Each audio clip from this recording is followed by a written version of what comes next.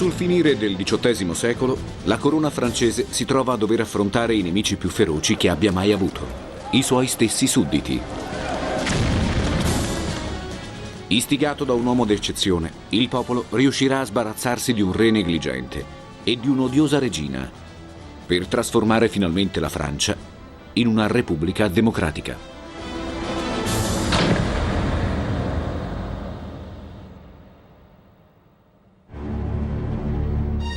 (1794) Prigione della Conciergerie, una fortezza impenetrabile situata sulle rive della Senna a Parigi. Umida e infestata dai topi, essa è nota come l'anticamera della morte.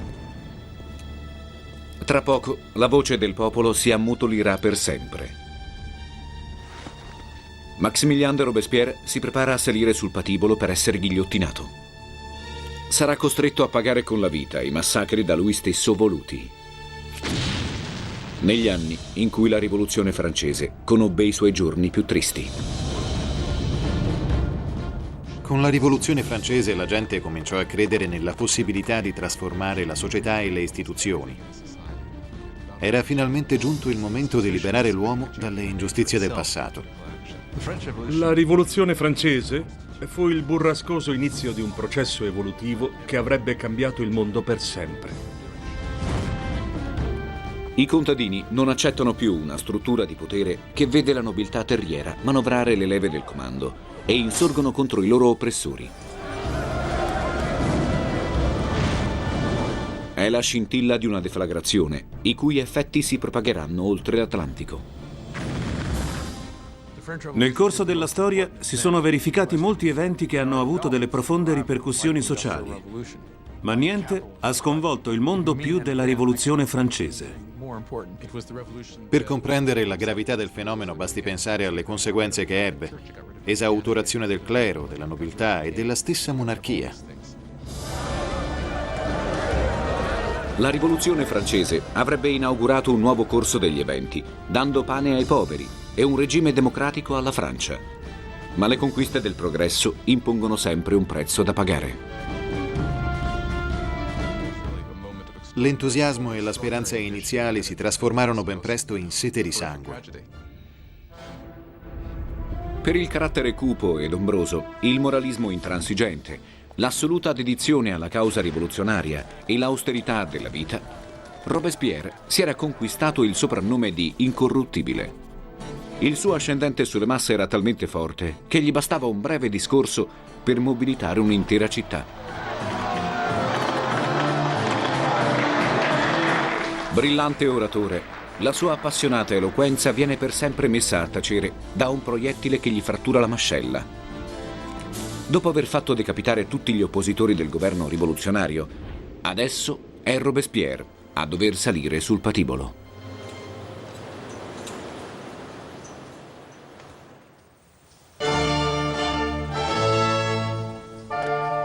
(16 maggio 1770) È una tranquilla giornata primaverile e a Versailles nessuno può prevedere la tempesta che sta per abbattersi sulla Francia.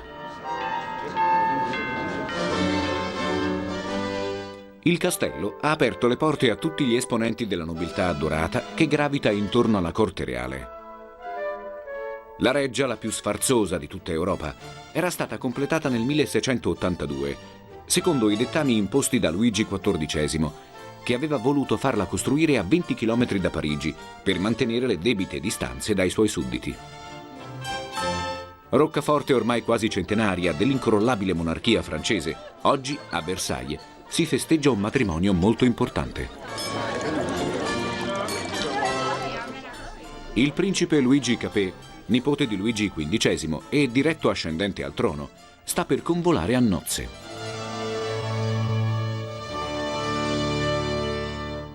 Ma il futuro sposo, che ha appena 15 anni, è timido, impacciato e probabilmente sprovvisto delle doti che ci si aspetterebbe di riscontrare in un sovrano e in un marito. Oltre ad essere tozzo e grasso, Luigi era del tutto privo della plomb che si addice a un monarca. L'amante di Luigi XV, Madame du Barry, lo descriveva come un ragazzo maleducato. Luigi XVI non era in grado di prendere delle decisioni con fermezza. ed era sempre pronto a farsi influenzare dall'ultima persona con la quale aveva parlato.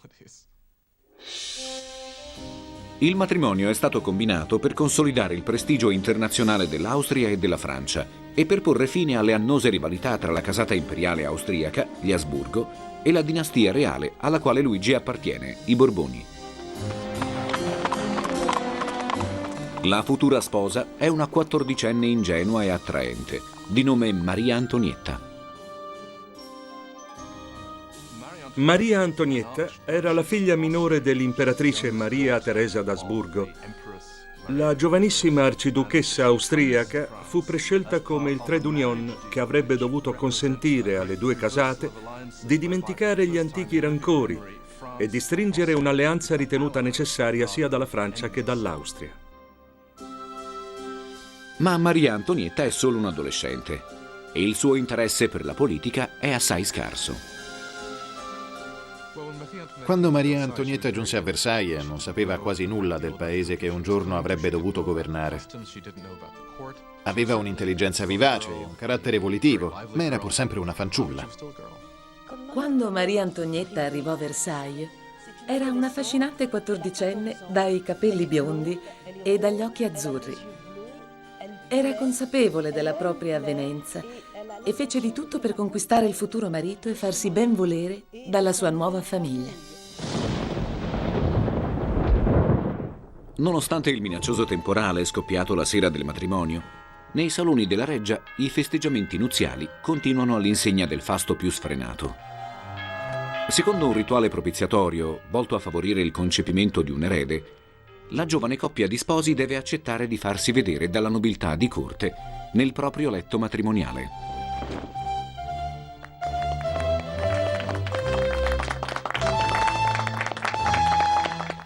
I cortigiani assistono deliziati allo spettacolo, ma non sanno che l'agognato erede si farà attendere per molto tempo.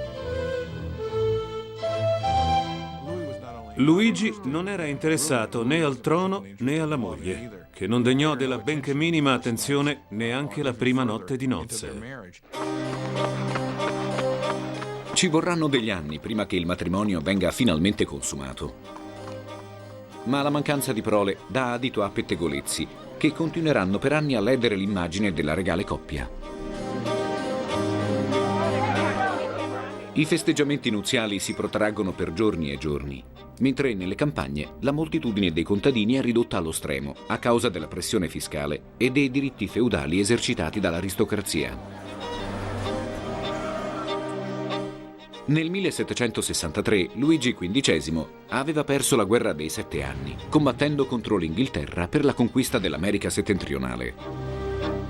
Le enormi spese richieste dal conflitto e dall'intervento contro la Gran Bretagna nella guerra d'indipendenza americana finiscono per svuotare le casse dello Stato.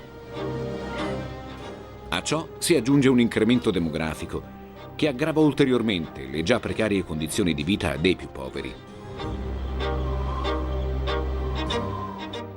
Nel XVIII secolo la popolazione francese passò da 20 a 26 milioni di abitanti, mentre nei 2 secoli precedenti era aumentata solo di 1 milione. Questo significava che le bocche da sfamare erano molte di più. Nel 1774 Luigi XV viene colpito dal vaiolo. Resosi impopolare con una politica volta a tutelare il parassitismo della nobiltà terriera, egli muore lasciando la Francia nel caos.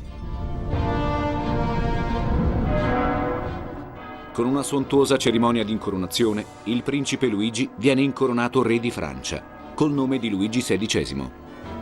Ma il giovane monarca è perfettamente consapevole di non essere preparato per il ruolo che è chiamato a svolgere. Al momento di salire al trono, Luigi XVI si sentiva del tutto spaesato e nonostante avesse ricevuto un'istruzione consona ad un futuro re, egli non si riteneva capace di governare.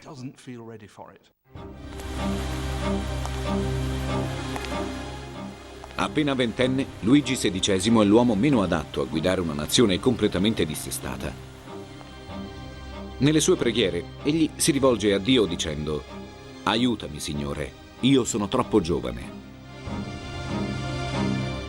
Nell'atmosfera ovattata degli appartamenti reali, Luigi e Maria Antonietta si abbandonano ai lussi della vita di corte, mentre a soli 20 chilometri di distanza assume contorni sempre più definiti un nuovo ordine di idee, improntato alla demolizione dell'assolutismo monarchico. È l'inizio di una nuova era, l'era dell'illuminismo.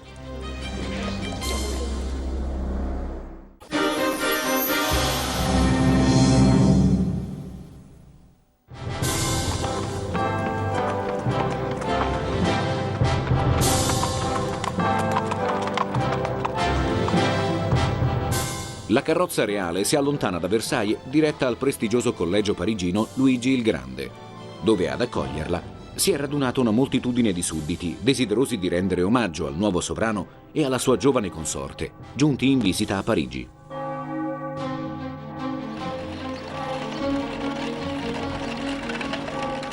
In testa al corteo di benvenuto c'è uno dei più brillanti allievi dell'istituto, Maximilien de Robespierre.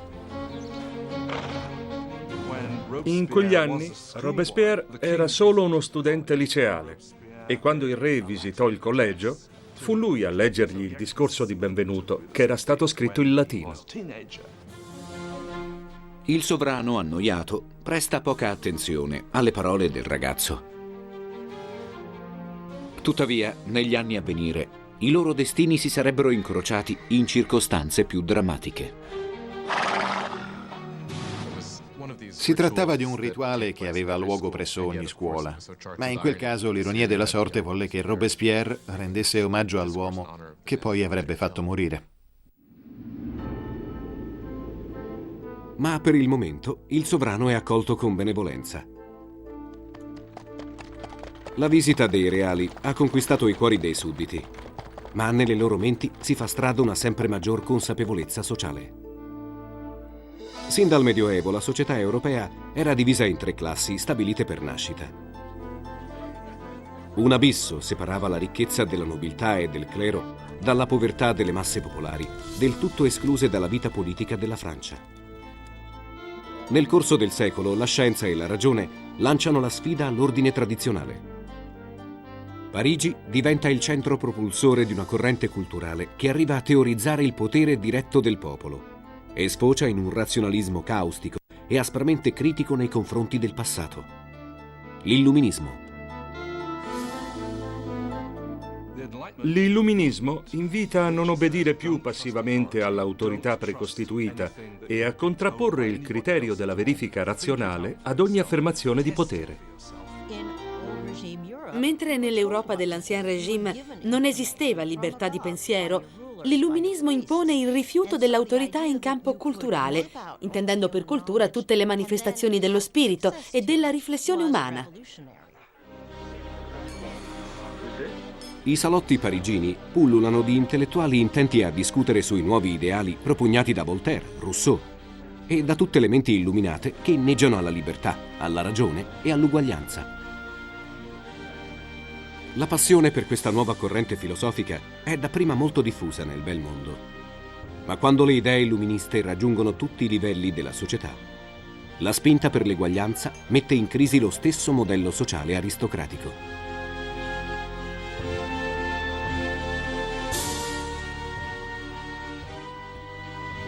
La nobiltà, economicamente inattiva e dedita alla molle vita di corte, si era ridotta ad una presenza sociale del tutto parassitaria, finendo per estraniarsi completamente dalla vita della nazione.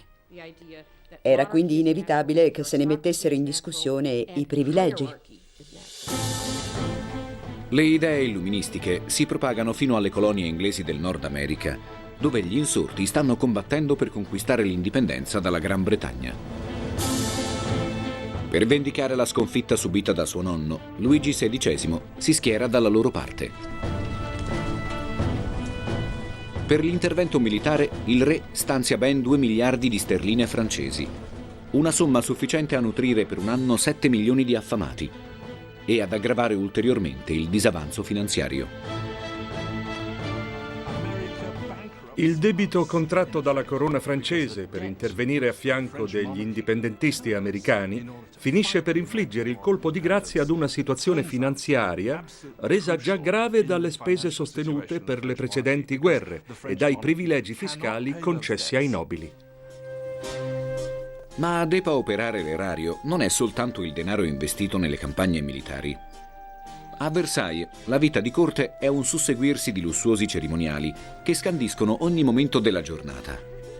Il risveglio mattutino, la vestizione, i pasti e il prepararsi per la notte. Per rendere meno tedioso il formalismo ripetitivo di questi rituali, Maria Antonietta inventa mode sempre più stravaganti. Maria Antonietta era ossessionata soprattutto dalle acconciature, che raggiungevano altezze esorbitanti e nelle quali venivano inseriti oggetti ornamentali di ogni tipo. Agli occhi di molti, queste creazioni erano assolutamente ridicole, ma testimoniavano la cultura dello spreco che aveva preso piede a corte. Oltre a lanciare mode eccentriche, Maria Antonietta si abbandona al gioco d'azzardo e fa allestire spettacoli teatrali, guadagnandosi ben presto il soprannome di Madame Deficit. Mentre la Francia versava in condizioni economiche disastrose, Maria Antonietta continuava a concedersi abiti lussuosi e gioielli a non finire. Era un po' come l'Imelda Marcos di allora. Ma tra tutti i debiti contratti dalla regina, il più gravoso è rappresentato dall'erede al trono che essa deve dare alla Francia. Sposati ormai da 7 anni, Luigi e Maria Antonietta non hanno ancora avuto un figlio e la posizione della sovrana diventa sempre più imbarazzante. Il compito della regina era quello di assicurare un erede al trono e poiché questo tardava ad arrivare, il popolo cominciò ad esprimere la sua insoddisfazione, affermando che il re non avrebbe dovuto sposare un'arciduchessa austriaca che non è neanche in grado di dargli dei figli. Maria Antonietta si trova in una situazione disperata. Suo marito possiede un appetito formidabile, ma solo per il cibo. In una lettera tra l'ambasciatore d'Austria e Maria Teresa, l'imperatrice, quest'ultima si chiede: ma se non basta neanche una bella ragazza come mia figlia Maria Antonietta a risvegliare il desiderio di quell'uomo, allora qual è il problema? Luigi XVI e la sua giovane moglie non furono in grado di concepire figli per ben 7 anni e poiché si sapeva che il re coltivava l'hobby della lavorazione del ferro, cominciarono a diffondersi delle canzoncine salaci su Luigi il fabbro, che non riusciva a trovare il buco della chiave. Questa situazione incresciosa spinge gli ambienti di corte ad esercitare pressioni sempre più forti sul sovrano, la cui frustrazione raggiunge il culmine quando gli viene diagnosticata una patologia chiamata fimosi. Luigi XVI aveva una malformazione congenita che rendeva l'erezione estremamente dolorosa. Fu solo quando il sovrano vinse la paura e accettò di sottoporsi a un intervento chirurgico che il matrimonio finalmente poté essere consumato. Superati gli ostacoli anatomici, la coppia mette al mondo una bambina, Maria Teresa. Ma questo non basta a reintegrare il buon nome della regina. Sin dal 1780 circolavano opuscoli diffamatori sulla coppia reale, contenenti immagini pornografiche in cui il re veniva descritto come un impotente e la regina come una prostituta al centro di una corte corrotta e depravata. Nel 1788 una gravissima carestia colpisce le campagne, provocando una notevole riduzione del raccolto e il conseguente aumento del prezzo della farina. Le masse contadine si trovano ben presto prive dell'unico cibo che possono permettersi, il pane. Ma naturalmente le ristrettezze si fermano davanti ai cancelli di Versailles. I sovrani continuano a sperperare denaro e il popolo, esasperato, decide di muovere delle accuse al monarca in persona. Sapete perché ci sono tante persone che muoiono di fame? Perché l'opulenza del vostro vivere divora in un giorno ciò che basterebbe a sfamare 1000 bocche. A far sentire la propria voce è lo stesso uomo che solo qualche anno prima aveva reso omaggio al re e alla regina, Maximilien de Robespierre. Sarà questo giovane avvocato a gridare alla libertà, all'uguaglianza, alla fratellanza e a innescare la rivolta. Alla fine del Settecento, Versailles è ormai nota come l'oasi della dissipazione, mentre intorno ad essa gravita un'intera popolazione ridotta alla miseria. Ma Luigi XVI e Maria Antonietta non sembrano neanche accorgersene. Per superare la grave crisi finanziaria, il sovrano decide di aumentare la pressione fiscale, ma le masse, soprattutto quelle rurali, non sono più in grado di sostenere nuovi tributi. Il tentativo di introdurre delle riforme che prevedono l'applicazione di un'imposta a tutti i proprietari terrieri si scontra con l'opposizione della nobiltà e all'oscurarsi della congiuntura economica si aggiunge l'ondata di freddo più rigido che in 90 anni la Francia abbia mai conosciuto.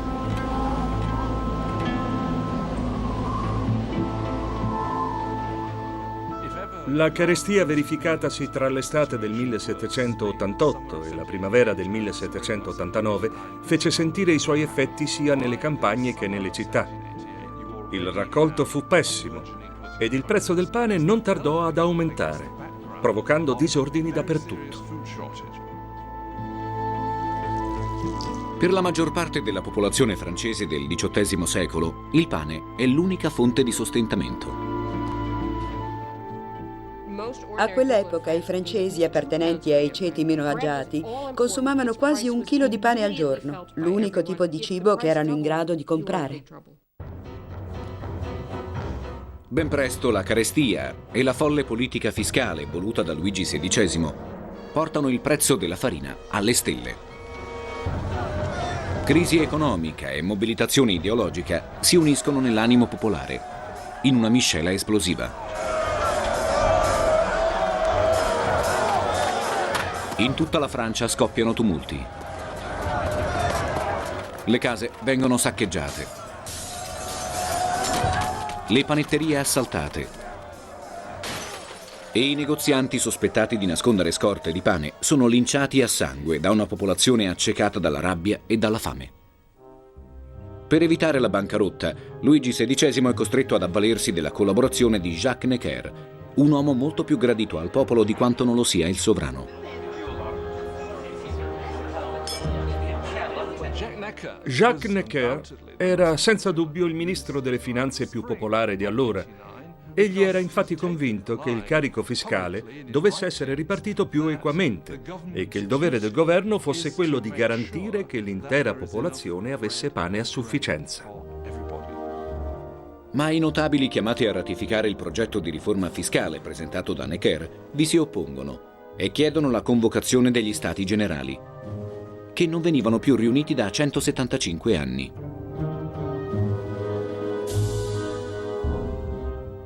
La Francia pre-rivoluzionaria era suddivisa in 3 stati, politicamente rappresentati in Parlamento. Il primo stato era costituito dalla nobiltà, il secondo dal clero e il terzo dalla borghesia. Ma i primi 2 ordini rappresentavano solo il 3% della popolazione. In seno agli Stati Generali, la votazione avveniva per gruppi: un voto per la nobiltà, uno per il clero e uno per il terzo Stato. In questo modo l'aristocrazia veniva a ottenere automaticamente la maggioranza. 4 maggio 1789. Robespierre giunge a Versailles in qualità di deputato presso gli Stati Generali. Sarà questo giovane avvocato e brillante uomo politico ad ergersi a paladino di una popolazione ormai esasperata da condizioni di vita insostenibili. Rimasto privo dei genitori fin dall'infanzia, Robespierre riesce ugualmente a frequentare i collegi degli oratoriani di Arras e Parigi e a laurearsi in legge alla Sorbona. Imbevuto di filosofia illuministica, si distingue subito per le sue qualità oratorie e per il carattere avanzato delle sue proposte, volte alla difesa di tutte le libertà e all'affermazione dell'uguaglianza tra gli uomini. Robespierre era un illuminista convinto, tant'è vero che le cause che perorava in qualità di avvocato lasciavano trasparire chiaramente le nuove dottrine apprese nei salotti parigini. All'indomani dell'apertura degli Stati Generali, il Terzo Stato reclama il voto individuale e non per ordine, incontrando il fermo rifiuto del clero e della nobiltà. Luigi XVI tenta di domare la rivolta della borghesia, facendo chiudere la sala dell'Assemblea. Quando il 20 giugno 1789 i deputati del Terzo Stato trovarono le porte chiuse, decisero di riunirsi nella sala della Pallacorda, dove prestarono il giuramento di non separarsi sino a quando non fosse stata proclamata una nuova Costituzione. Ormai convinti di esprimere gli interessi della nazione, i rappresentanti del Terzo Stato si proclamano Assemblea Nazionale. Il giuramento della Pallacorda è uno dei momenti più significativi di tutta la storia della Rivoluzione francese. Il Terzo Stato si riunì in una specie di campo da tennis coperto, resistendo ai ripetuti inviti del re a ricongiungersi agli altri due ordini. Alla fine fu il sovrano a dover cedere. E così Luigi XVI è costretto ad approvare l'Assemblea Nazionale. Nel programma di riforme che propone, il re acconsente all'uguaglianza fiscale, ma mantiene espressamente tutti i diritti feudali e signorili che costituivano le basi sociali dell'Ancien Régime. Le vittorie riportate dal Terzo Stato furono soltanto parziali, tanto più che la monarchia e l'aristocrazia rimanevano fermamente contrarie a qualsiasi vera concessione. Ed il ricorso all'esercito da parte di Luigi XVI lo dimostrò nel modo più evidente. Preparandosi a un colpo di forza, il re fa circondare Parigi da 30.000 soldati. Per difendersi, i parigini organizzano una propria milizia armata, la Guardia Nazionale. I rivoltosi prendono d'assalto le armerie e si impadroniscono di più di 28.000 fucili. Manca solo la polvere da sparo. Ma gli insorti sanno dove trovarla. Nel centro di Parigi c'è una fortezza alta 30 metri, conosciuta come il simbolo del potere feudale, la Bastiglia. Nei suoi magazzini sono stivate le riserve cittadine di polvere pirica e nelle sue celle sono rinchiusi e orribilmente torturati i prigionieri di Stato. La Bastiglia era sempre stata l'emblema dell'assolutismo monarchico francese ed era tristemente nota come luogo di indicibili torture. 12 luglio 1789. Luigi XVI esonera dal suo incarico Jacques Necker, che con le sue riforme fiscali si era guadagnato le simpatie del popolo, ma non dell'aristocrazia. La notizia ha l'effetto di una bomba. E a poche ore dal licenziamento del ministro, a Parigi esplode la rivolta. Il 14 luglio la popolazione insorge, riversandosi nelle strade con una bandiera di 3 colori, il rosso e il blu che simboleggiano Parigi e il bianco della dinastia dei Borboni. Nasce il tricolore. Dalla massa inferocita si sente una voce gridare: alla Bastiglia! Espugnando la Bastiglia, gli insorti intendevano far capire al re che non si sarebbe potuto sbarazzare dell'Assemblea Nazionale e che l'intera popolazione avrebbe sostenuto la rivoluzione borghese con tutte le proprie forze. Quando apprende dell'insurrezione, il governatore della Bastiglia, Bernard de Launay, tenta di asserragliarsi all'interno della fortezza, ma inutilmente. I rivoltosi riescono a impadronirsene con un furioso assalto. Nonostante il governatore si arrenda, gli insorti lo travolgono e lo trascinano per le strade, dove viene linciato a sangue e ripetutamente pugnalato. Ormai agonizzante, l'uomo supplica di essere ucciso e la folla lo accontenta, infliggendogli il colpo di grazia. Dopodiché gli taglia la testa e la infilza su un palo, inaugurando un macabro rituale destinato a ripetersi fin troppe volte. I deputati dell'Assemblea Nazionale non condannarono quell'esplosione di violenza, anzi l'approvarono, convinti di agire nell'interesse della nazione. Ma avallando quella linea di condotta, essi finirono per favorire l'estensione della rivolta a molte altre città francesi e alle campagne, dove si scatenò un'ondata di brutalità incontrollabile. Mentre la Bastiglia è ancora in fumo, Luigi XVI torna da una battuta di caccia e sulla pagina del suo diario, datata 14 luglio 1789, annota di non essere riuscito a prendere nulla. Un servitore lo interrompe per comunicargli la notizia dei tumulti e della presa della Bastiglia. Il re gli domanda: «È una rivolta?» «No, sire», gli risponde il servitore, «è una rivoluzione».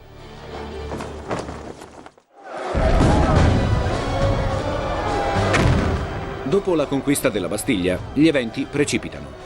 Determinato ad abbattere per sempre il vecchio regime e a farsi strada nella gestione del potere, il popolo si accanisce contro i muri della fortezza, demolendoli a mani nude mattone dopo mattone. Distruggendo quella roccaforte, si vuole cancellare il passato. Ormai è il punto del non ritorno.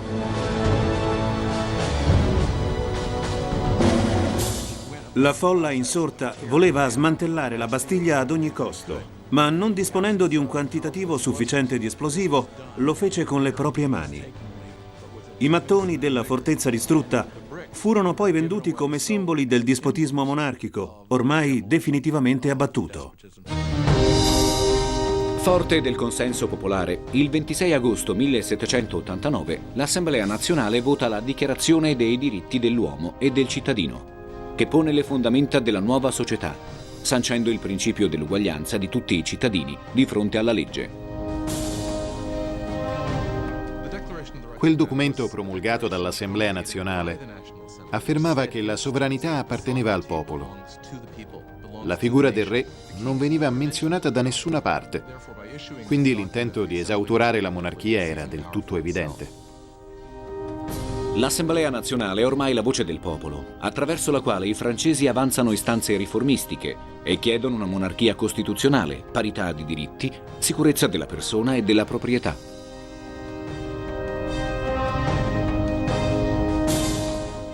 Robespierre rivendica anche maggiore libertà per la stampa, che era rimasta imbavagliata dai censori dell'Ancien Régime.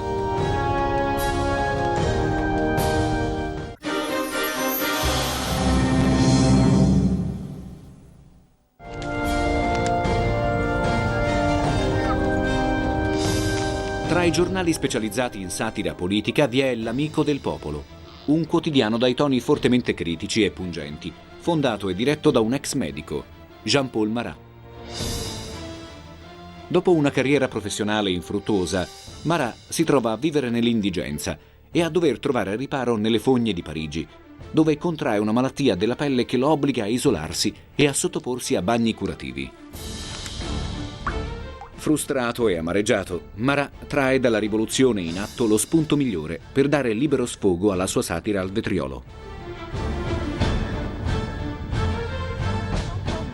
Jean-Paul Marat era una persona professionalmente insoddisfatta e la situazione di sconvolgimento totale che si venne a creare con la rivoluzione gli offrì l'opportunità di esternare tutto il suo risentimento nelle pagine di un quotidiano, che peraltro riscosse un enorme successo, L'Amico del Popolo. Marat era un uomo corroso da una rabbia indescrivibile. Basta leggere gli articoli pubblicati nelle pagine del suo giornale per rendersene conto. Era convinto che tutti cospirassero contro la rivoluzione e avrebbe voluto la testa di chiunque venisse sospettato di essere un reazionario. Nei suoi articoli Marat accusa frequentemente il re e la regina di vivere nel lusso, mentre la povera gente muore di fame. Ma il 2 ottobre 1789 la rabbia di quest'uomo raggiunge il culmine.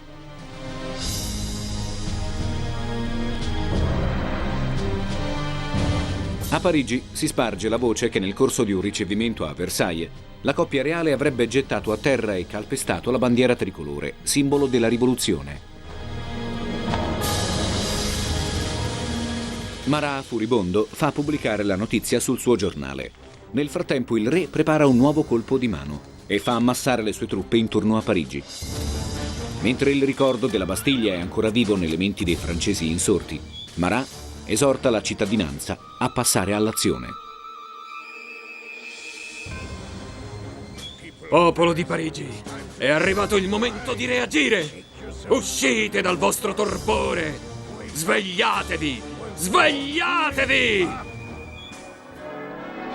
Il 5 ottobre 1789 una moltitudine di donne si raduna nei pressi del municipio di Parigi per protestare contro il carovita. La paura di dover affrontare le truppe reali si alterna allo sdegno per l'oltraggio commesso contro il tricolore. Vinte dall'esasperazione, esse si mettono in marcia alla volta di Versailles, armate di forche e di fucili. Il grosso della folla era costituito dalle famose pescivendole dei mercati generali, donne dai modi molto truci che si distinguevano per la loro corporatura robusta e la loro sfrontatezza. Oltre ad essere molto muscolose, esse erano munite di grossi coltelli che utilizzavano per squamare il pesce. Quando il prezzo del pane aumentò a dismisura, queste donne, già poverissime, si resero conto che se non avessero fatto qualcosa, avrebbero rischiato di morire di fame. Ed è straordinario notare come delle popolane, probabilmente analfabete, si siano trovate a diventare le protagoniste di un momento storico importantissimo. La leggenda narra che apprendendo la notizia della folla affamata in marcia verso il castello, la regina avrebbe pronunciato le famose parole che in realtà ella non disse mai. Maria Antonietta non disse mai «non hanno pane, che mangino dei croissant». Questa è soltanto una leggenda. Probabilmente la regina non ebbe neanche la possibilità di rendersi conto dell'indigenza dei suoi sudditi. Mentre le donne si assembrano davanti ai cancelli della reggia, Luigi capisce finalmente di non poter più ignorare le richieste dei rivoluzionari e accetta di firmare la Dichiarazione dei diritti dell'uomo. Intanto la folla continua ad accorrere sempre più numerosa e l'indomani ben 20.000 persone si trovano accalcate nei viali di Versailles. La folla chiede che il re e la regina si trasferiscano a Parigi e, titubante come sempre, Luigi esita a rispondere. Ma il suo silenzio non fa altro che alimentare la furia del popolo e mettere a repentaglio la vita della famiglia reale. Quando il popolo non vide accolte le proprie istanze, invase il palazzo con l'intenzione di uccidere Maria Antonietta. Le donne irrompono negli appartamenti reali, vincendo la resistenza delle guardie, massacrandole, decapitandole e appendendone le teste sulle forche. Mentre cercavano la regina, gridavano frasi del tipo «Voglio strapparle le budella, datemene la testa, datemi un braccio, datemi una gamba». Se l'avessero trovata, l'avrebbero fatta a pezzi.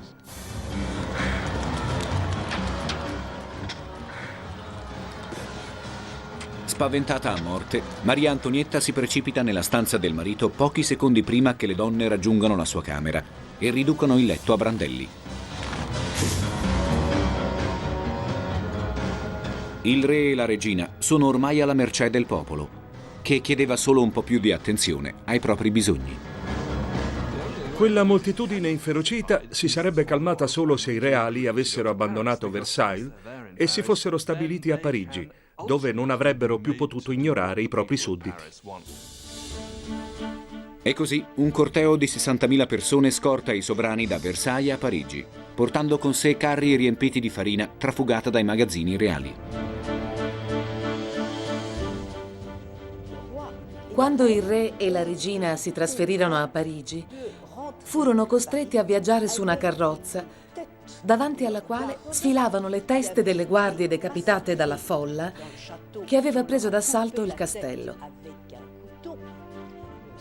Prima di essere infilzate sulle forche, quelle teste erano state addirittura truccate, e questo dimostra che il popolo era talmente accecato dall'odio da abbandonarsi agli atti più efferati.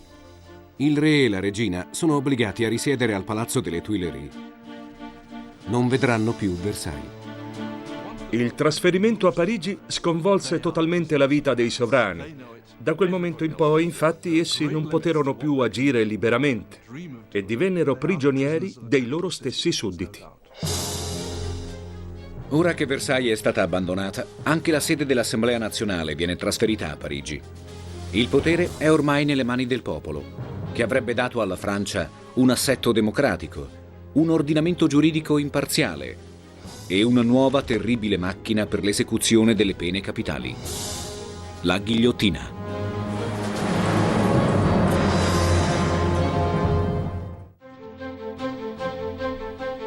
Maggio 1792.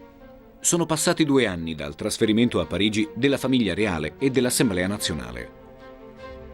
Robespierre, nel frattempo, è diventato presidente del Club dei Giacobini, un gruppo politico che deve il suo nome al monastero dei frati giacobini, dove inizialmente si riunivano i suoi membri.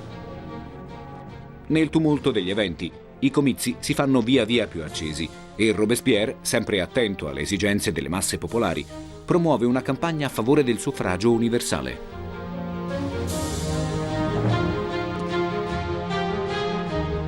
La Francia è ormai diventata una monarchia costituzionale. Il re è costretto a cedere gran parte dei suoi poteri all'Assemblea legislativa e a firmare provvedimenti finalizzati a svincolare la Chiesa francese da quella di Roma e a legarla strettamente allo Stato. Ma Luigi XVI non intende cedere e, sperando in un capovolgimento della situazione, tenta di abbandonare il paese. Luigi avrebbe fatto qualsiasi cosa pur di riconquistare il potere, ma per riuscirci egli sapeva che avrebbe dovuto ricorrere all'aiuto di altri stati. Fu così che la famiglia reale tentò di fuggire dal palazzo delle Tuileries e di raggiungere il confine più vicino. 21 giugno 1791. Nell'oscurità della notte la famiglia reale sale sulla carrozza che dovrà portarla via dalla Francia. Per sfuggire ad occhi indiscreti, il re e la regina si sono travestiti da servitori. È passata da poco la mezzanotte quando essi giungono alla cittadina di Varennes, situata a 160 km ad est di Parigi. Ma la loro corsa verso la libertà è destinata a finire a pochi metri dal confine con l'Austria.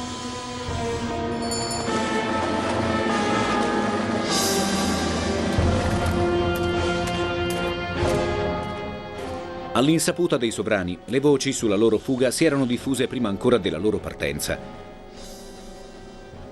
E giunta a Varennes, la carrozza reale viene fermata a un posto di blocco per il controllo dei passaporti.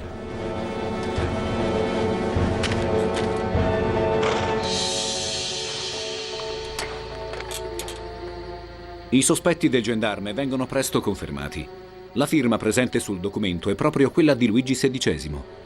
Alla vista del sovrano, il funzionario rimane sopraffatto dall'emozione, ma i soldati del corpo di guardia rivoluzionario non mostrano alcuna deferenza nei confronti dei reali in fuga. Nonostante quella battuta d'arresto, Luigi continuò a sperare che la gente lo riconoscesse e che si sollevasse una sommossa in suo favore. Ma con sua enorme sorpresa la reazione fu ben diversa e il re fu arrestato e ricondotto a Parigi. Il fatto che il re avesse tentato di abbandonare i propri sudditi ebbe delle ripercussioni catastrofiche. Il silenzio ostile della folla che assistette al rientro di Luigi XVI a Parigi dimostrò che il monarca non appariva più soltanto come una figura superflua, ma anche come un traditore. Dopo l'arresto del re fedifrago, il potere passa nelle mani dei rivoluzionari, che ormai riempiono i seggi dell'Assemblea nazionale. Ma il vero protagonista della rivoluzione francese è Robespierre. In nome della libertà, dell'uguaglianza e della fratellanza, egli rivendica l'abolizione della schiavitù nelle Indie occidentali e inveisce con veemenza contro la pena di morte. Da una società che l'illuminismo sta trasformando sempre più rapidamente, Robespierre intende cancellare tutto ciò che rimane del vecchio regime e delle sue istituzioni. Dalla cultura oscurantista dell'Alto Medioevo, le società del vecchio continente hanno ereditato una vasta gamma di macabre tecniche d'esecuzione capitale. Squartamento, annegamento, impiccagione, rogo. Durante l'Ancien Régime, i condannati a morte venivano uccisi nei modi più barbari e la decapitazione era riservata ai nobili. Uno dei primi cambiamenti che il governo rivoluzionario volle introdurre fu proprio una pena di morte che fosse uguale per tutti. Nonostante l'opposizione di Robespierre, un nuovo strumento di morte viene collocato nel centro di Parigi.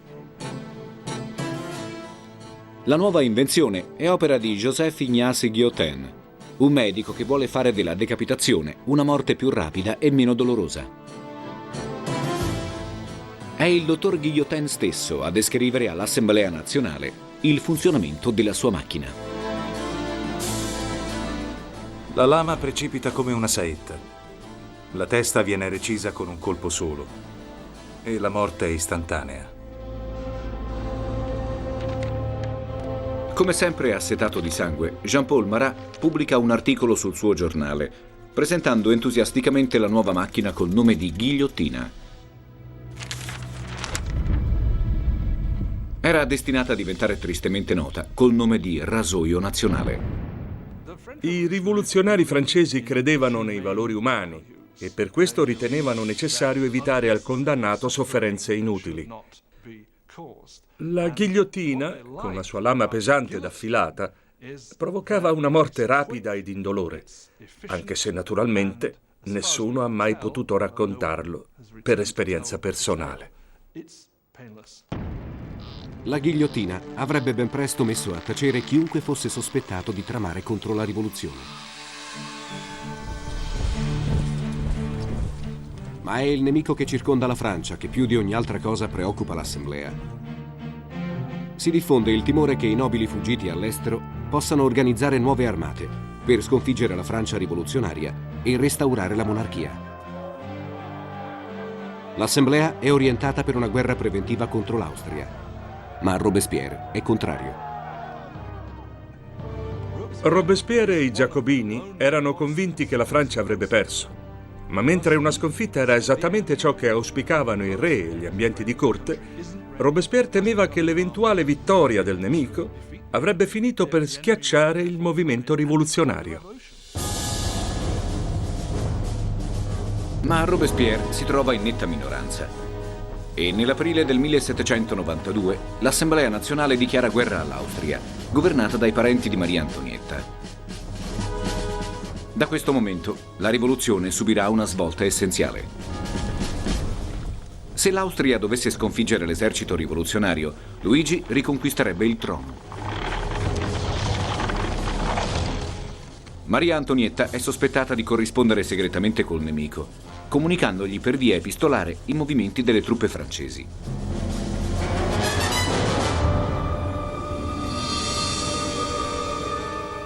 Nel frattempo, il re e la regina fingono di aver abbracciato la causa rivoluzionaria. Luigi XVI e Maria Antonietta facevano il doppio gioco. Apparentemente sostenevano i rivoluzionari, ma di nascosto cospiravano contro di loro. È ovvio che i sovrani stavano solo cercando di tutelarsi, ma agli occhi dei ribelli questo non era altro che tradimento. I primi rovesci militari contro la coalizione austro-prussiana, nei quali la monarchia aveva riposto le sue speranze, ne affrettano invece la rovina. Le forze democratiche denunciano il tradimento della corona e nelle strade di Parigi la tensione sale alle stelle. Quando poi il comandante delle truppe prussiane, il duca di Brunswick, emette un manifesto nel quale minaccia la distruzione di Parigi qualora fosse stata recata la minima offesa alla famiglia reale, l'odio popolare esplode.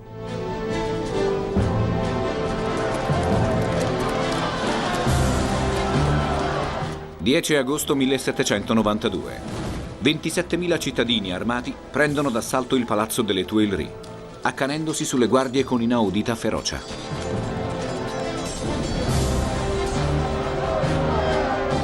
Alla fine dello scontro, il suolo è ricoperto da più di 800 cadaveri. Il re è costretto a cercare scampo presso l'Assemblea legislativa, che dichiara decaduta la monarchia e proclama la Repubblica, una e indivisibile. La ghigliottina viene inaugurata con la decapitazione delle guardie reali sopravvissute all'assalto. Robespierre, una volta fortemente avverso alla pena di morte, ha riveduto la sua posizione. voterà la condanna di Luigi XVI alla pena capitale, affermando che la nascita di una nuova repubblica può avvenire solo con la morte di un monarca. La presenza della ghigliottina nel centro di Parigi sembra un minaccioso avvertimento per chi volesse sfidare il governo rivoluzionario. Presto il re andrà incontro alla stessa sorte toccata alle sue guardie e la sua testa cadrà sotto la lama della nuova macchina della morte. Ora che il re è stato deposto, Robespierre e i Giacobini devono affrontare le forze moderate dell'Assemblea, i Girondini, ostili a ogni cedimento alle rivendicazioni popolari in materia economica. Nel frattempo nasce un nuovo movimento politico. I suoi militanti si distinguono in quanto privi dei calzoni fermati sotto il ginocchio indossati dagli esponenti dell'aristocrazia. Essi si definiscono appunto i sans-culotti, cioè quelli senza culotte. I sans-culotti erano per lo più artisti, negozianti e artigiani che si guadagnavano da vivere con il proprio lavoro. Si rifiutavano di indossare i calzoni corti o culotte, poiché li consideravano uno status symbol della nobiltà, dalla quale volevano distinguersi in quanto fieri di appartenere al popolo. Mentre i sans-culotti assumono il controllo della municipalità parigina, i Giacobini e i Girondini governano il resto del paese dagli spalti della Convenzione, l'ex Assemblea nazionale. Intanto l'esercito francese è impegnato ad arrestare l'avanzata austro-prussiana. Sul fronte interno, il governo rivoluzionario ricorre a metodi drastici contro chiunque cerchi di consegnare Parigi nelle mani degli invasori. Vengono arrestate e imprigionate più di 1000 persone, tra cui preti, giornalisti e donne. Per qualche tempo l'alleanza tra governo giacobino e masse popolari si mantiene salda. Ma a un certo punto Robespierre viene a trovarsi combattuto da un'opposizione di sinistra, capitanata da Georges Danton, un uomo destinato a diventare famoso in tutta Parigi. Nonostante fosse un bevitore incallito ed un intraprendente seduttore, Georges Danton aveva una personalità carismatica ed una dialettica passionale con cui calamitava i suoi ascoltatori. Egli si identificava nella classe operaia molto più di quanto non facesse Robespierre. Danton esorta gli uomini di ogni età a unirsi all'esercito impegnato al fronte contro l'invasore straniero. Mentre le truppe austro-prussiane invadevano la Francia, Danton si rivolgeva al popolo di Parigi urlando «Audacia, audacia e ancora audacia! La patria è salva!». Egli contribuì concretamente a salvare il paese dagli eserciti nemici e ciò ne accrebbe la popolarità.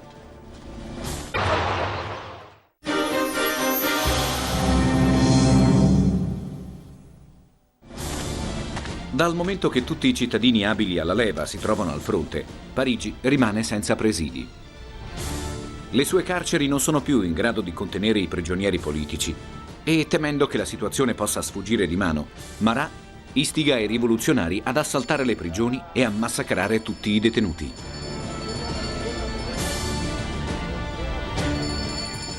Se le truppe straniere fossero riuscite ad occupare Parigi, avrebbero sicuramente provveduto a liberare i controrivoluzionari dalle carceri. Era dunque normale che la popolazione fosse spaventata a morte.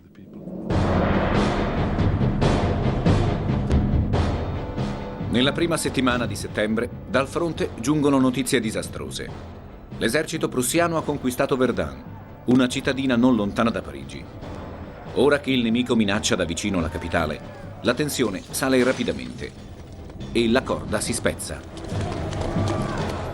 Presi dal panico, i sans-culotti irrompono nelle prigioni e si accaniscono sui detenuti politici senza pietà.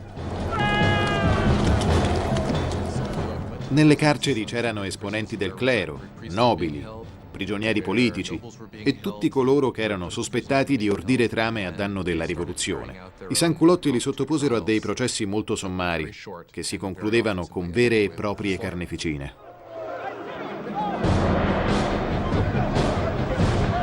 Le donne vengono stuprate e mutilate.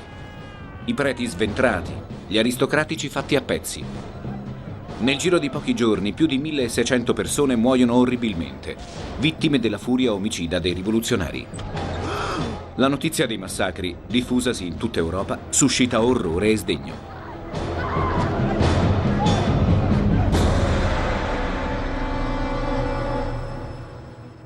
Così si esprime un giornalista del London Times. Sono questi i diritti dell'uomo? È questa la libertà della persona?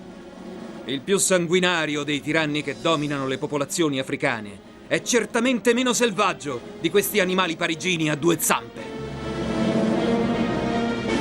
Le forze rivoluzionarie si sono spinte troppo oltre. E ora che non è più possibile tornare indietro, il popolo si rende conto di aver bisogno di un leader, di un uomo dal pugno di ferro. Grazie alla forza delle sue parole, l'incorruttibile passa rapidamente in prima linea come il capo carismatico pronto a condurre la battaglia contro le forze della conservazione. Sebbene fosse stato inizialmente a favore della monarchia costituzionale, Robespierre è adesso convinto che non c'è più posto per il re e il governo rivoluzionario decide di rinviare Luigi XVI a giudizio.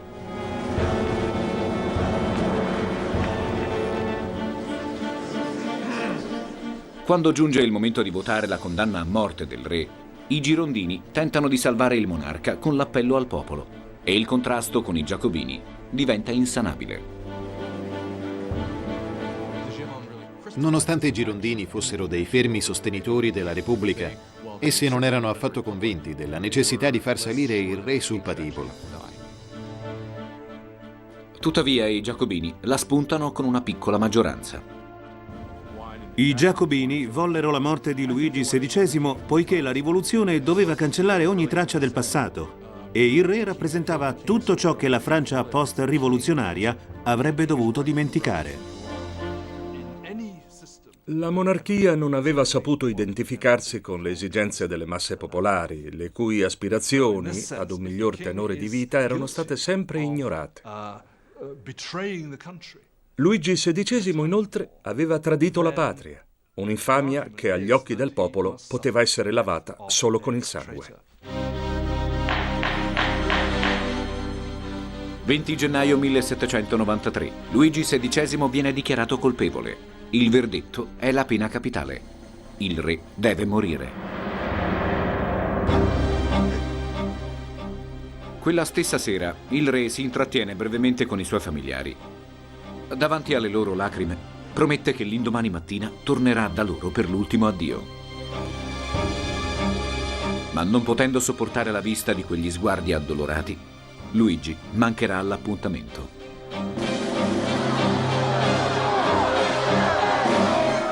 Il mattino seguente, una carrozza coperta accompagna il sovrano nel suo ultimo viaggio. Davanti alla ghigliottina, egli reagisce stoicamente.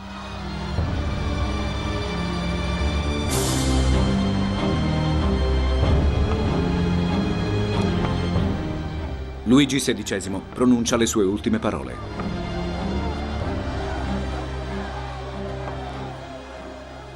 Sono certo che la mia morte renderà felice il mio popolo, ma temo che la mia adorata Francia dovrà un giorno conoscere l'ira dell'Onnipotente. Ma la voce del sovrano viene coperta dal rullo dei tamburi.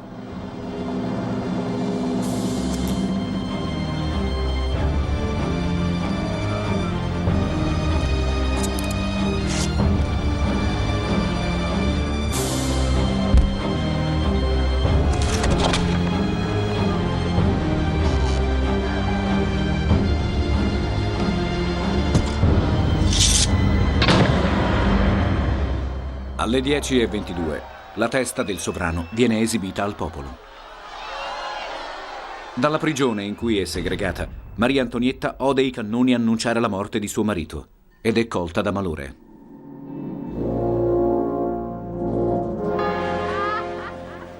Luigi XVI è morto. I rivoluzionari hanno vinto. Ma ben presto anche i nemici della rivoluzione avrebbero riportato una vittoria, sbarazzandosi di uno dei deputati più in vista delle forze giacobine, Jean-Paul Marat.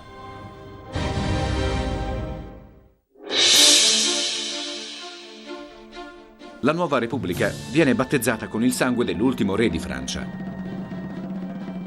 Ma dopo la morte del sovrano si acuisce il contrasto tra le forze democratiche e i rivoluzionari più moderati. Già alla fine del 1792, i giacobini più radicali si sono lanciati in una lotta senza quartiere contro i nemici della rivoluzione. Ma ora i girondini, che rappresentano gli interessi dei contadini francesi, temono che quel crescendo inarrestabile di violenza scatenata possa trasformarsi in guerra civile. Fermo oppositore del moderatismo girondino è Jean-Paul Marat. Nel suo quotidiano pubblica delle invettive contro gli esponenti della Gironda, che sono sospettati di complottare contro la rivoluzione, e vuole che a cadere sotto la lama della ghigliottina siano ben 20.000 teste. Nei suoi articoli Marat scriveva che per stroncare sul nascere ogni anelito controrivoluzionario bisognava mandare sul patibolo chiunque fosse anche solo sospettato di qualche reato ai danni del nuovo regime.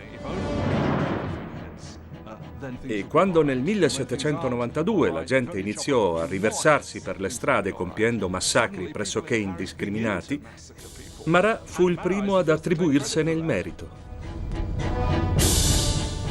Ma nelle campagne francesi i contadini sono esasperati per la furia omicida dei giacobini e chiedono la fine di quegli inutili spargimenti di sangue. Il messaggio viene recepito da Carlotta Corday, una ragazza di provincia di umile estrazione, ma di grande temperamento. Carlotta Corday, che abitava nella cittadina di Caen, era rimasta sconvolta dai massacri compiuti dalle sue parti durante il periodo del terrore. La ragazza sapeva che Marat era uno dei responsabili di quegli eccidi, poiché il suo giornale, L'Amico del Popolo, era diffuso ovunque. 13 luglio 1793. Carlotta arriva a Parigi. La giovane donna sa che Marat è costretto a trascorrere la maggior parte del suo tempo in casa per sottoporsi a bagni curativi. Carlotta afferma di possedere una lista di traditori che stanno cospirando con le truppe straniere per porre fine alla rivoluzione. L'uomo chiede alla ragazza di consegnarle quella lista, promettendole che l'indomani i nemici della patria sarebbero stati ghigliottinati. Dopo avergli dato quel pezzo di carta, Carlotta tirò fuori un pugnale e gli inferse un colpo mortale al cuore.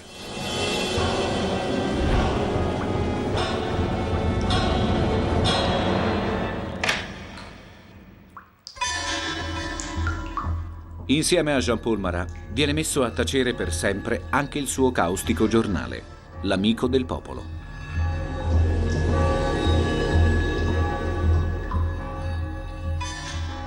Marat non aveva mai nascosto la sua sete di sangue e con il suo quotidiano aveva sicuramente contribuito ad instaurare un clima da caccia alle streghe.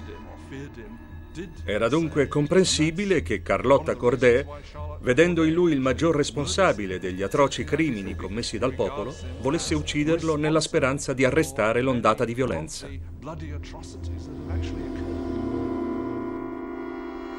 Carlotta non tenta neanche di scappare e in tribunale non appare affatto pentita. Che cosa vi aspettavate di ottenere assassinando Marat? La pace. Ora che è morto, la pace tornerà a regnare nel mio paese. Carlotta viene giustiziata immediatamente e con lei muore il suo sogno di pace per la Francia. Ha ucciso un sobilatore, ma senza saperlo ha creato una leggenda. Marat diventa subito un mito e un famoso pittore dell'epoca, Jacques-Louis David, ne ritrae la morte. Marat divenne quasi un martire, al quale la gente rivolgeva preghiere del tipo Cuore di Gesù e Cuore di Marat. Ai suoi funerali la vasca da bagno nella quale era stato pugnalato venne addirittura collocata sull'altare come un crocifisso. Osservando il dipinto della morte di Marat eseguito da David, si può notare facilmente che il suo corpo è avvolto da un drappeggio molto simile a quello che copre il corpo di Cristo in molte rappresentazioni della Pietà o della discesa dalla croce. È evidente quindi l'intenzione di identificare Marat con Gesù Cristo e di farne una figura immortale da venerare come una divinità.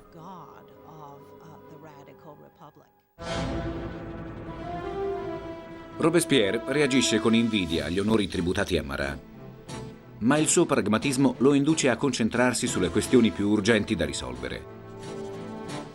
Le masse sono ancora assetate di sangue e questa volta chiedono la testa di Maria Antonietta. Prigione della Conciergerie, l'anticamera della morte. 8 mesi dopo la decapitazione di Luigi XVI e a pochi giorni di distanza dall'esecuzione di Carlotta Corday, Maria Antonietta attende di conoscere il suo destino, isolata in una cella.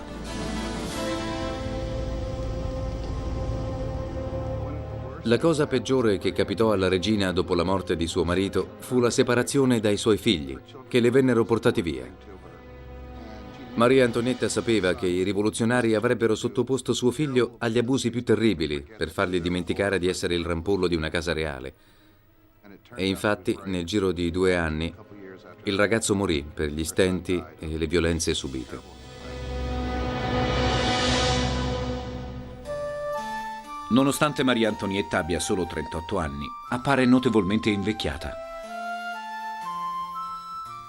Maria Antonietta era stata una donna molto attraente ed elegante, ma a partire dal 1789 iniziò a dimagrire rapidamente. I capelli divennero bianchi, il viso emaciato e dal suo abbigliamento scomparve ogni forma di civetteria. Quando si presentò in aula per il processo era irriconoscibile. Al processo del 15 ottobre, l'ex regina di Francia viene accusata di alto tradimento e di aver dilapidato il patrimonio statale. Ma la lista dei capi di imputazione non finisce qui. Maria Antonietta viene anche accusata di incesto con suo figlio. A questa infamia la donna reagisce energicamente. Mi appello alla coscienza di ogni madre presente in aula. Chi tra tutte voi non proverebbe orrore al solo pensiero di una tale aberrazione?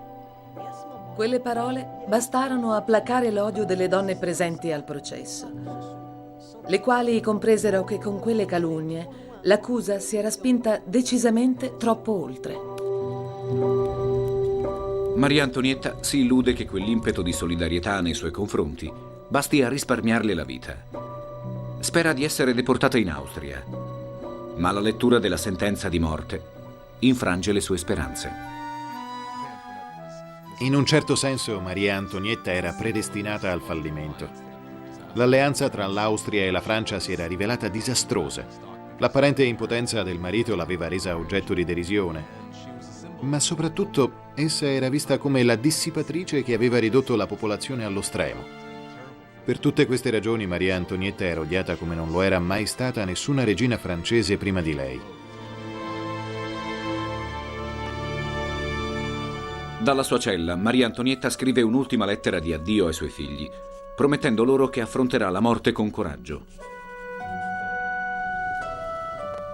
Per prepararla alla ghigliottina, le vengono tagliati i lunghi capelli grigi.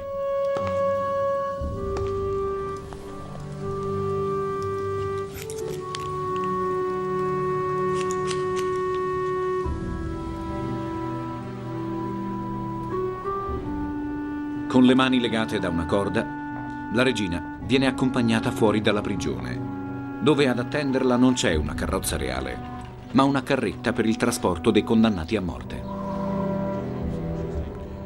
Maria Antonietta sperava che le venisse riservato lo stesso trattamento di favore concesso a suo marito, quello di essere condotta al patibolo in una carrozza coperta. Ma purtroppo non fu così, e la folla si accanì su di lei ricoprendola di insulti e di minacce.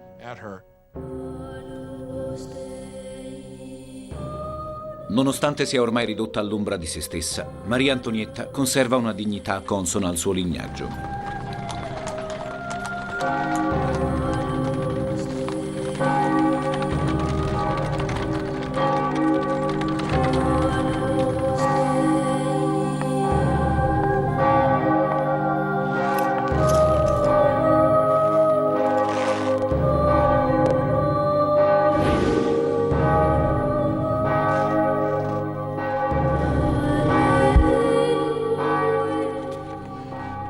Prima dell'esecuzione le vengono letti i capi d'accusa.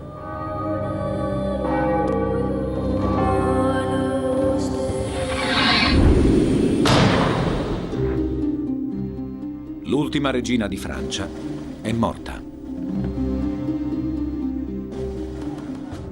2 settimane più tardi, un deputato della Convenzione lamenta l'uso indiscriminato della ghigliottina, dopo che numerosi suoi colleghi sono stati costretti a salire sul patibolo. La rivoluzione, egli dice, è come Saturno, sta divorando i suoi figli. Danton controbatte. La rivoluzione, amico mio, non si fa con l'acqua di rose. Ma il peggio deve ancora arrivare.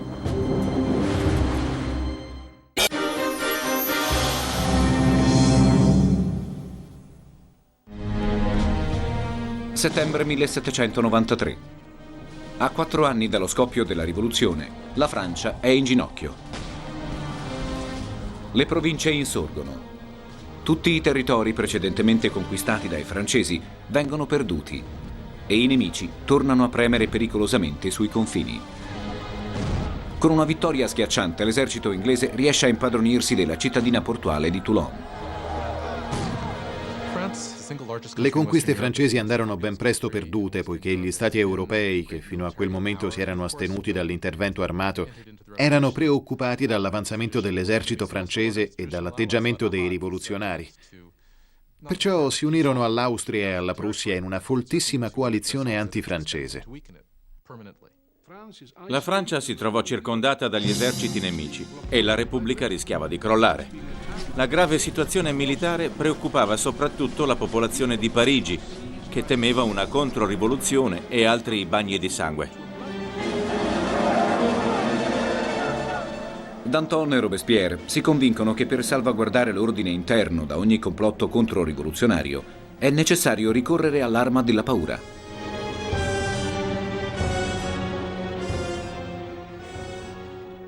È ora che i cittadini francesi godano dell'uguaglianza sociale tanto faticosamente conquistata.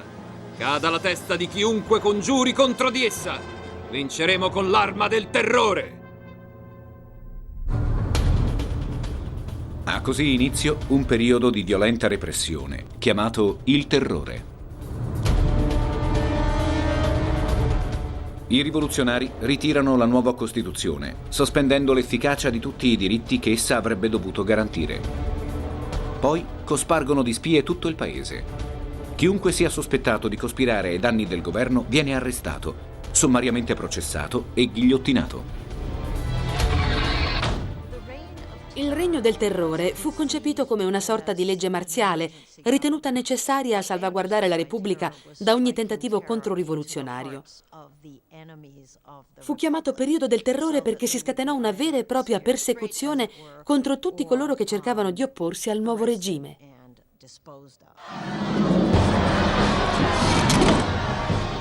Oramai basta il più vago sospetto per mandare sul patibolo chiunque. Politici che pronuncino anche una sola parola sull'ormai defunta monarchia e qualunque persona usi i titoli Messier e Madame al posto dell'appellativo cittadino introdotto con l'instaurazione della Repubblica.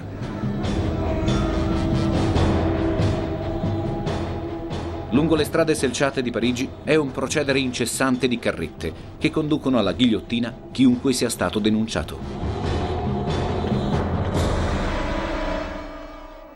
La decapitazione era una spada di Damocle che incombeva sulla testa di chiunque. A Parigi c'erano spie dappertutto, confuse persino tra le donne che facevano la fila per il pane. Se queste esprimevano lamentele sul carovita, venivano consegnate alla gendarmeria. Ma si poteva essere denunciati anche per non aver mostrato sufficiente entusiasmo nei confronti dei rivoluzionari e delle loro conquiste. In pratica bastava una sola parola in più o in meno per cacciarsi nei guai. Per accelerare i processi e le esecuzioni, i giacobini creano un tribunale eccezionale e affidano l'amministrazione statale al Comitato di Salute Pubblica, un organo collegiale composto da 12 deputati. Il Comitato di Salute Pubblica rispondeva alla necessità di concentrare il potere nelle mani di pochi, e i 12 membri che lo componevano imposero una vera e propria dittatura. Grazie alla forza persuasiva della sua dialettica, Robespierre assurge ben presto al rango di leader del comitato, continuando a impiegare sistematicamente lo strumento del terrore contro tutti i dissenzienti.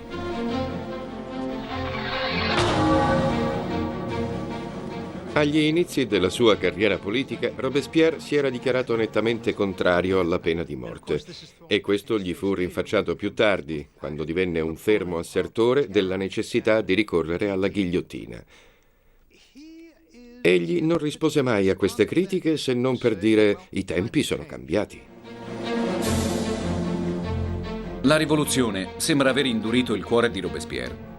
Ex sostenitore della libertà di stampa, è lui stesso a reintrodurre la censura, ormai un vecchio ricordo del passato. Intanto, uno dei capi del movimento radicale, Jacques-René Hébert, propone una violenta campagna per l'abolizione del cristianesimo.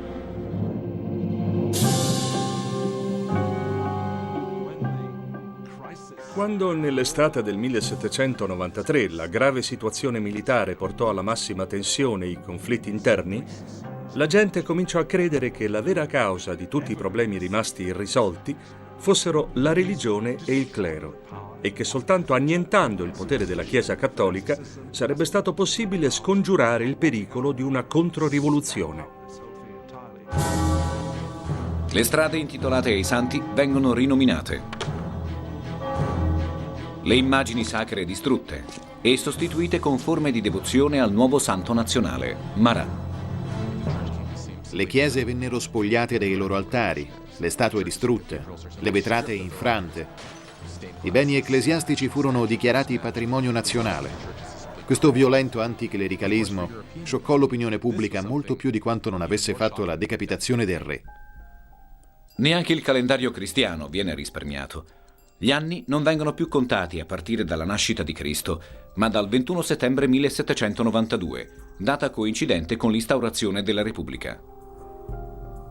I mesi sono rinominati a seconda dei cicli stagionali. Luglio diventa Termidoro, aprile Fiorile e così via, e vengono suddivisi in 3 decadi. L'introduzione delle settimane di 10 giorni mirava a eliminare la domenica e a sostituire le cerimonie tradizionali con le feste decadarie e con il culto delle virtù repubblicane. Il clima di terrore si diffonde in tutta la Francia e nelle province ribelli cadono le teste di chi azzarda tentativi reazionari. Nella città di Lione, dove i controrivoluzionari stanno rapidamente guadagnando terreno, il Comitato di Salute Pubblica ordina l'esecuzione in massa di centinaia di ribelli, che vengono condotti nei campi e fucilati.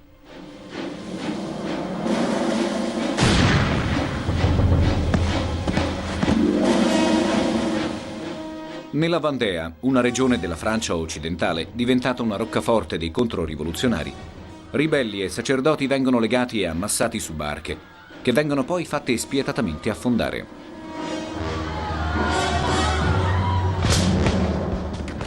La repressione dei moti vandeani costa la vita a ben 100.000 persone, mentre a Parigi la ghigliottina continua freneticamente a far cadere teste.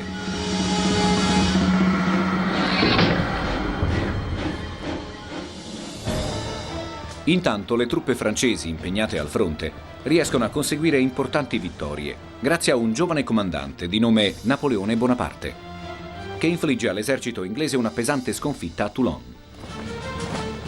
Questi successi militari accrescono il prestigio di Robespierre, che inasprendo il regime di terrore spera di dare nuova forza alla rivoluzione.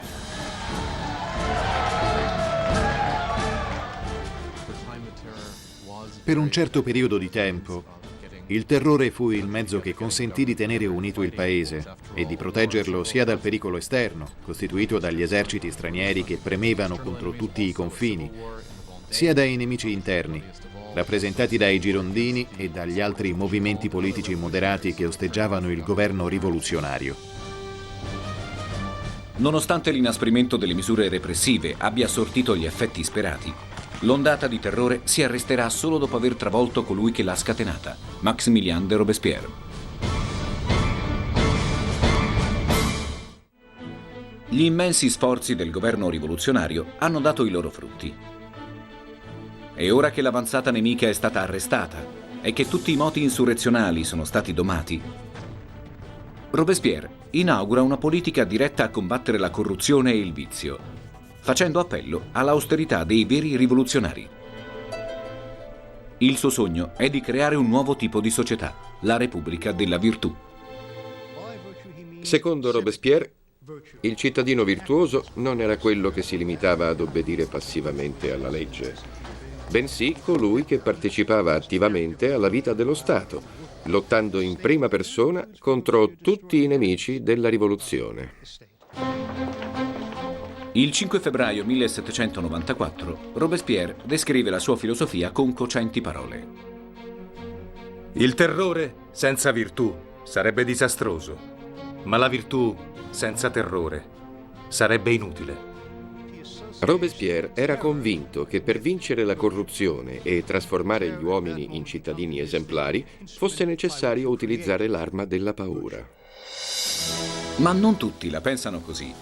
Secondo Danton, la rivoluzione si sta incanalando nella direzione sbagliata. Ritiene che sia giunto il momento di porre fine al regime di terrore introdotto dai Giacobini e di adottare misure di sicurezza meno drastiche. Quando nella primavera del 1794 il pane ricominciò a circolare a prezzi più accessibili e i successi riportati dalle armate francesi consentirono di respingere l'invasore, Danton espresse la convinzione che le misure straordinarie non erano più giustificate da nessun pericolo interno o esterno. E per porre fine al regime del terrore diede vita al movimento politico degli indulgenti, subito visto da Robespierre come una nuova minaccia al governo rivoluzionario. Ma nella Repubblica della Virtù di Robespierre non c'è spazio per i moderati. E così Danton e gli indulgenti vengono condannati a morte. Robespierre ha ormai inviato alla ghigliottina migliaia di dissidenti, ma non sopportando la vista del sangue, decide di non assistere alla decapitazione dei suoi ex alleati. Prima di essere giustiziato, Danton grida: davanti alla morte, il mio unico rammarico è di salire sul patibolo prima di Robespierre.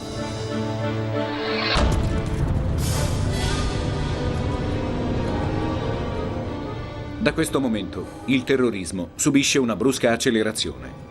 Ha inizio il periodo del Grande Terrore.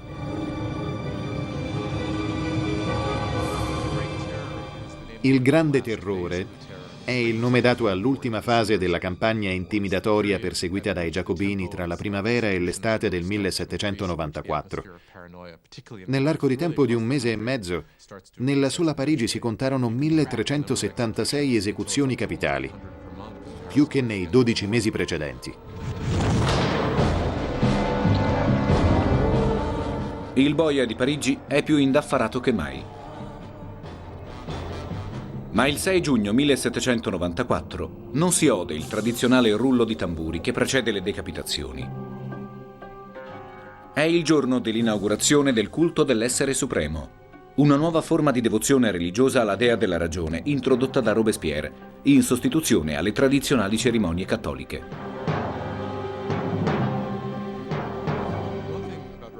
Robespierre era convinto che la gente avesse bisogno di un principio superiore in cui credere.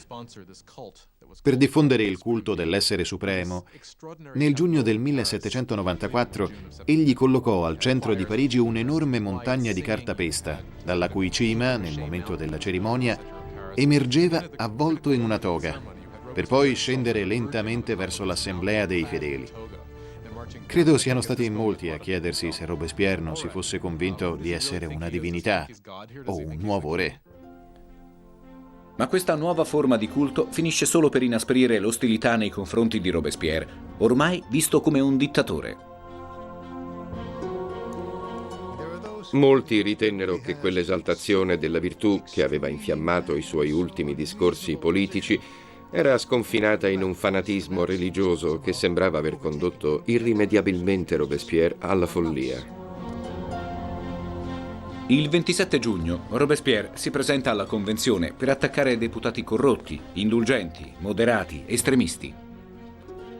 Ma non sa che i suoi avversari si sono coalizzati contro di lui.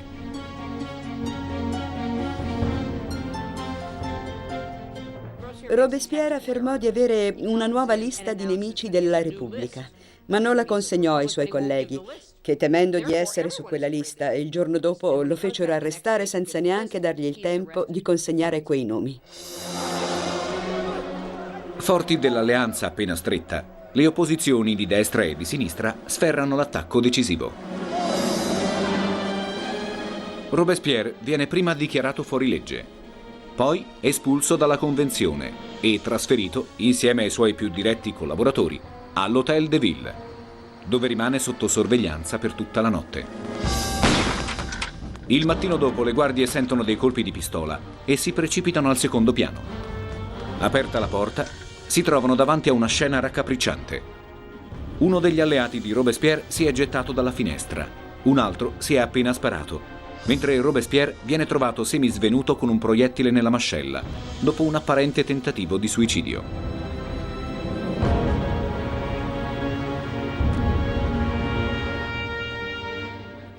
Robespierre trascorre le sue ultime ore sul tavolo del Comitato di Salute Pubblica, nella stessa stanza in cui aveva adottato i provvedimenti volti ad esasperare l'indirizzo terroristico della sua politica. I suoi ex colleghi lo insultano e lo deridono, ma Robespierre non è in grado di difendersi. Il grande oratore di un tempo è stato ridotto al silenzio per sempre. Rinchiuso nel carcere della Conciergerie, Robespierre attende di salire sul patibolo. Il suo compagno di cella, il rivoluzionario Saint-Just, punta il dito verso un quadro che raffigura la Dichiarazione dei diritti e gli dice: almeno in questo abbiamo vinto. Robespierre ha guidato una rivoluzione che ha dato un nuovo volto alla Francia. Ma per trasformarla nella Repubblica Democratica, che aveva sempre sognato, ha commesso l'errore di ricorrere a metodi tirannici e sanguinari, che alla fine si sono ritorti contro di lui. Il desiderio di porre fine al terrore era diffuso ormai da tempo, ma nessuno sapeva come raggiungere questo obiettivo. Si pensò allora di risolvere il problema alla radice, eliminando direttamente Robespierre. Il 27 luglio 1794, la lama della ghigliottina fa cadere la testa dell'incorruttibile. E l'ondata di terrore che ha sconvolto la Francia viene finalmente arginata. La nuova fase che si apre con la condanna a morte di Robespierre è contrassegnata dal graduale smantellamento del governo rivoluzionario e dal rientro della rivoluzione nel suo alveo borghese.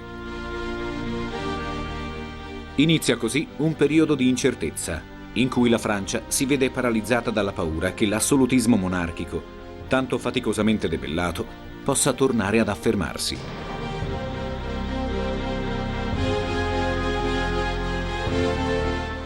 Dopo 5 anni di stagnazione politica, questi timori si riveleranno fondati, quando il potere finirà per concentrarsi nuovamente nelle mani di un solo uomo, Napoleone Bonaparte. Alcuni storici sostengono che la rivoluzione francese finisca con l'ascesa al potere di Napoleone. Altri invece affermano che essa si sia protratta fino al XIX secolo e oltre. Uno dei cambiamenti più importanti introdotti dalla Rivoluzione francese fu l'acquisizione della consapevolezza da parte delle masse popolari di poter influire sulla determinazione dell'indirizzo politico. Il fatto che i sudditi della monarchia più antica, più affermata e più prestigiosa d'Europa fossero riusciti a riscrivere la storia fu un fenomeno che ebbe una risonanza vastissima in tutto il mondo. La rivoluzione francese ha saputo imprimere al processo di modernizzazione del mondo occidentale un marchio indelebile. Considerando gli sconvolgimenti provocati dalla rivoluzione francese, viene da chiedersi se sia giusto che in nome del diritto all'autodeterminazione i popoli arrivino a sovvertire completamente l'ordine costituito. Fino a che punto si può giustificare la violenza come prezzo da pagare per avere una società migliore? È un interrogativo ancora molto attuale. Con le loro audaci riforme, Robespierre e i suoi colleghi catapultavano la Francia verso il futuro. Ma mai avrebbero potuto prevedere la perenne attualità della loro rivoluzione. A più di 200 anni da quei giorni, l'ombra di Robespierre aleggia sui moti rivoluzionari di ogni dove. Dalla Russia al Vietnam, dalla Cina all'America Latina, l'esperimento francese con la democrazia ha ispirato modelli in tutto il mondo. Ovunque la dittatura soffochi i diritti dell'uomo, il grido di battaglia sarà sempre libertà, uguaglianza, fraternità.